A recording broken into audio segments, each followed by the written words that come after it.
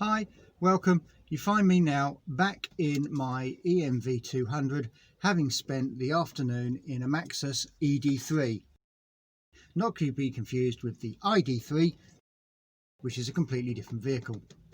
Now, I've got my notes with me, as you can see, because I have been known to waffle on, and I don't want this, which is meant to be a short overview of my experience for 2-3 hours with the Maxus ED3, nearly said it, and not turn into a 40-minute waffle about something completely inane like that awful new spread Marmite peanut butter, and why is it you need a pair of scissors to open a new pair of scissors.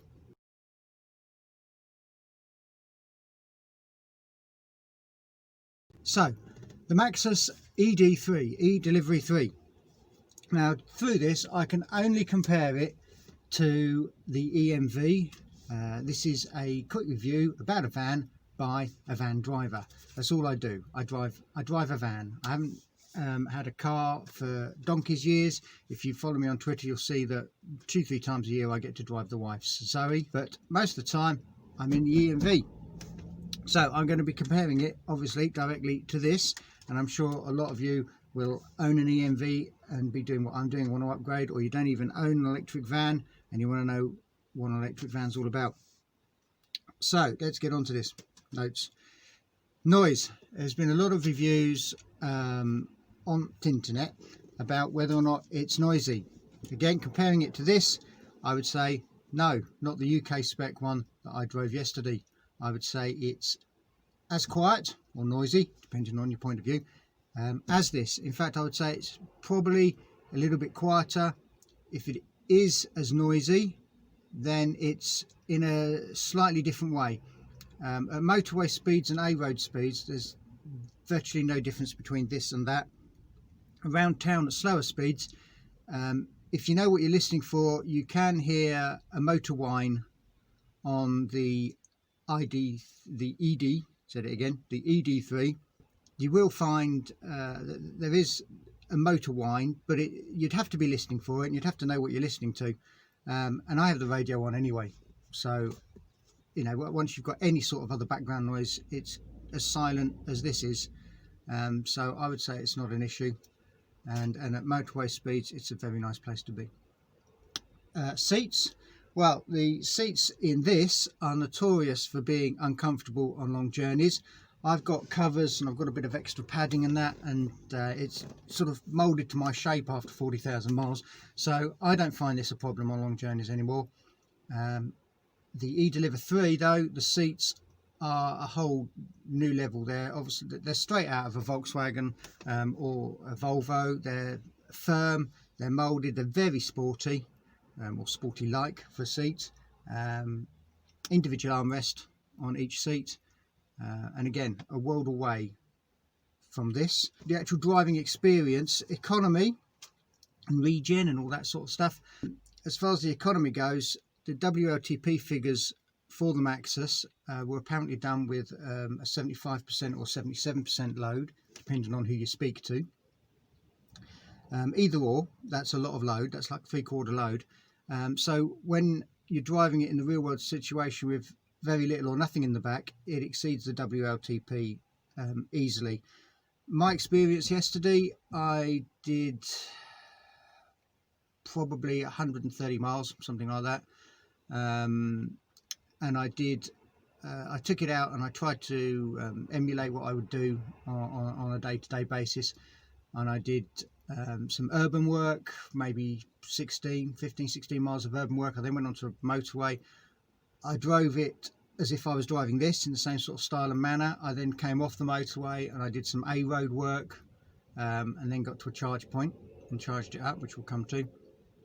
And then on the way back I did the same journey, but I cut out all I got off the A road and onto the motorway as quick as I could, stuck cruise control on, and went I think of 65 or 68 miles an hour on the cruise control for as long as I could, all the way back, which was about 60 miles, something like that.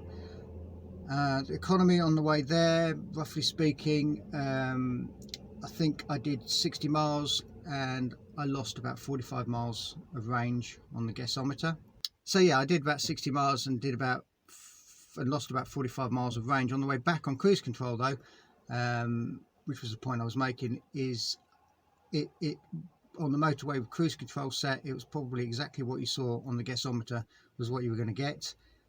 It wasn't particularly warm yesterday, and I got about 80 miles. I think I would have got about 80 miles on cruise at motorway speed. So I would say in the summer, on cruise at motorway speed, you're looking at easily 80, 90 plus miles at motorway speed. So this is the smaller battery version, by the way. This is the 35 I had yesterday, not the 52. So economy was pretty good. Now the Regen, you get 3 settings on the Regen.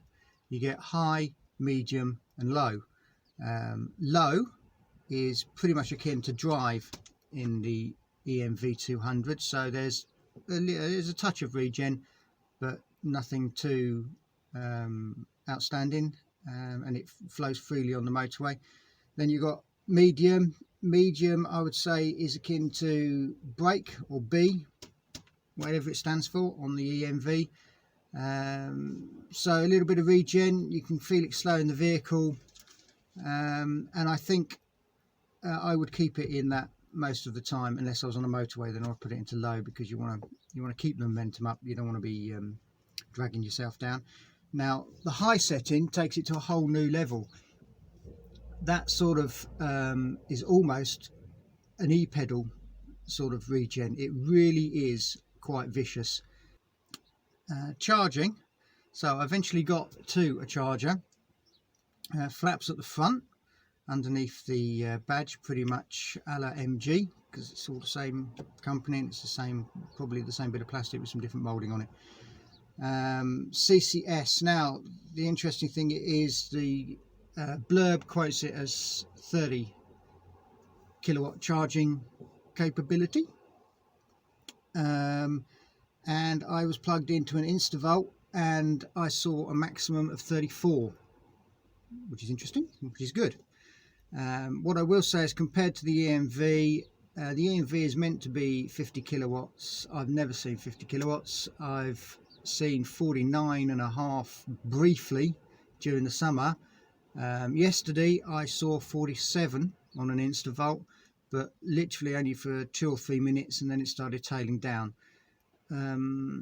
This tends to sit around the 35 to 37 kilowatts, quite good, up to sort of 60-65%, and then it starts tailing off fast and gets to 80+%, and you're looking only at sort of 15 to 19 kilowatts.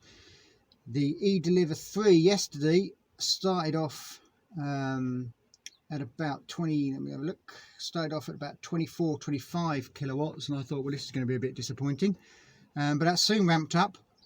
It ramped up to a solid 31, 32, and then, as I say, I saw 34 briefly, maybe for 4 or 5 minutes, and I stopped it at 82-83%, and it was still pulling about 30-31 kilowatts, which is pretty impressive. So on the whole, what this means is, compared to the EMV 200, that I would say, even though it's got a bigger battery, it's going to be about the same sort of time I'll be stopped, 25 minutes, something like that, for a good solid charge, even though it's meant to be slower and it's got a bigger battery.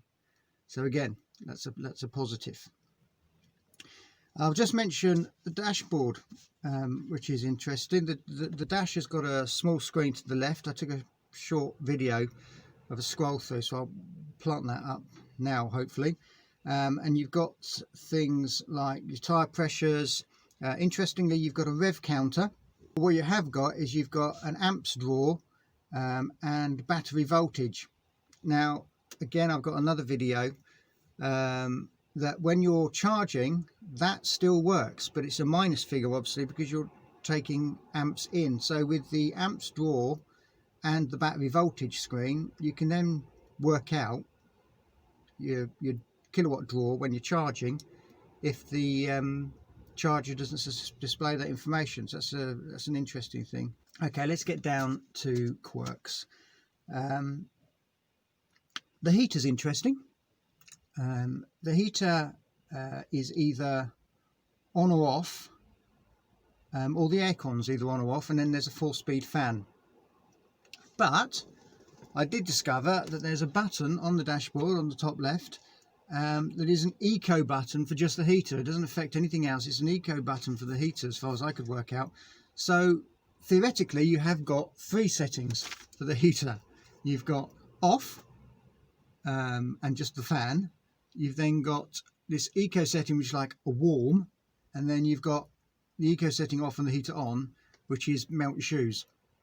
So whether they're going to do anything about that, whether there'll be something on screen software wise, or whether it is what it is, but thinking about it, in this van, which I've driven for years, I've either got the aircon on, it's either on 18 degrees or 22 degrees. I've never actually, even though you can adjust it degree by degree, I've only ever used those 3 settings. So is there really any difference between 3 settings and being able to adjust the temperature? Don't know.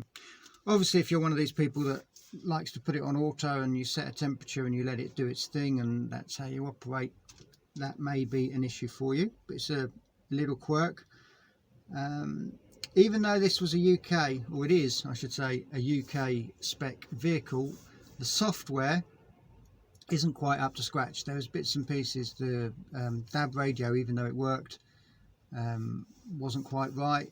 The FM side of things hasn't got an RDS, but I've been assured that all this will be sorted. The actual trim level, fit, drive, etc. is as is. Just the software needs a little bit of tweaking on the ones that come across for actual customer delivery. The rear doors, I've got rear doors written down here. The rear doors, as in other videos that you'll have seen on the internet, yeah, there are no straps or controls on the rear doors. They just flap in the breeze. There is a small notch when they're out straight 90 degrees to the vehicle. There is a notch that it sits in to hold it, which is fine if there's no wind, but it's not the strongest of notches, and I think on a windy day that could be an issue. So whether anything will be retrofitted at some stage, I don't know. It feels a lot bigger. It feels like you're more in a mid-sized van than a smaller van. It does feel quite wide and it does feel very spacious, and personally I liked it. So it gets a thumbs up from me. We'll just have to wait and see what exactly, what the final tweaks are on the customer delivered vehicles when they come over. Hopefully I'm going to be getting the 52 kilowatt one for a few days later in the month, and that hopefully is when I'll have time to do a proper walk around video, show you all the buttons, all the bits and pieces and all the rest of it, and I'll be using it on a couple of my regular runs just to see that it's going to fit my usage. So anyway, see, I'm starting to waffle. I should have stuck to my notes. So that's it. That's just a quick review. It's a thumbs up for me at the moment. There's a few little bits that I'd like to see totally sorted for the customer delivery versions that are coming over next. So until next time, I hope you like this. Any questions, do ask either via Twitter or under the video, and I'll try and get back to you. So see you next time. Cheers. I am the one and only.